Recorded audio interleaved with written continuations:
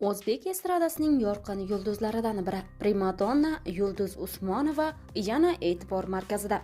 Assalomu alaykum hurmatli tomoshabin. Kanalimizga xush kelibsiz. Videoroliklarimiz ostida bir dona like hamda podpisatsiya tugmachasini bosib qo'yishni yodingizdan chiqarmang. Ijtimoiy tarmoqlarda o'zining keskin mulohazalari bilan ko'pchilikning e'tiboriga sazovor bo'ladigan hamda kutilmagan mavzularni yoritadigan Yulduz Usmonova yana muxlislar e'tiborida. Yulduz Usmonova ijtimoiy tarmoqlardagi chiqishi bilan muxlislarni o'ziga qaratdi. Xonanda o'zining navbatdagi murojaatida gap, so'z va g'iybatlar bilan vaqt o'tkazayotganlarga kinoyali munosabat bildirdi.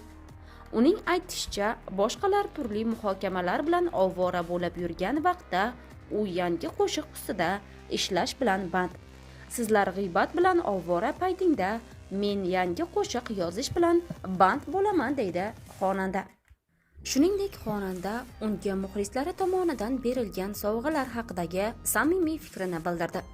Uning aytishicha, qo'lidagi tasbehni unga bir keksa muxlisi ehtirom hamda ixlos bilan taqdim etgan. San'atkor har bir sovg'ani alohida qadrlashini, ularni oddiy buyum emas, balki mehr va e'tibor ramzi sifatida qabul qilishini ta'kidladi.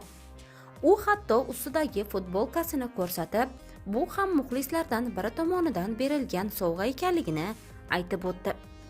Men berilgan sovg'alarni ishlataman, chunki insonning niyati pok bo'lsa, u qanday sovg'a bo'lishidan qat'iy nazar uni qabul qilish va foydalanish mumkin.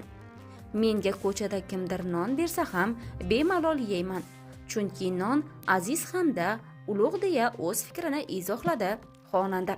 Primadonna shuningdek konsertdan so'ng turmush o'rtog'i hamda prodyuseri Mansur Agaliyev bilan tushgan ilk suratlarini ham ijtimoiy tarmoqlarda e'lon qildi.